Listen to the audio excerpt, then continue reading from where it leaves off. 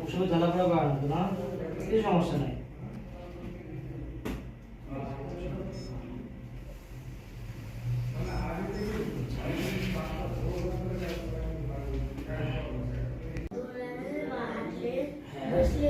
দেখো তোমার এই বয়স কি ব্যথা দেখো?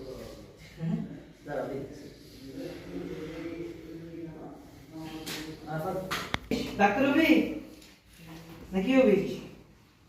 ঘুরাইতে পারছিস যে ওখানে যে স্ট্রাকচারগুলো থাকে, ওখানে যে অঙ্গাণুগুলো থাকে, ওখানে অ্যাকচুয়ালি তেমন ইম্পর্টেন্ট কোনো অঙ্গাণু থাকে না।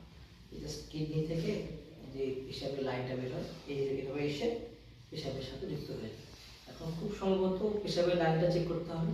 এটা পেশাবের লাইন চেক করার একটা উপায় সেটা হচ্ছে যে আল্ট্রাসাউন্ড, এটা একটা উপায়।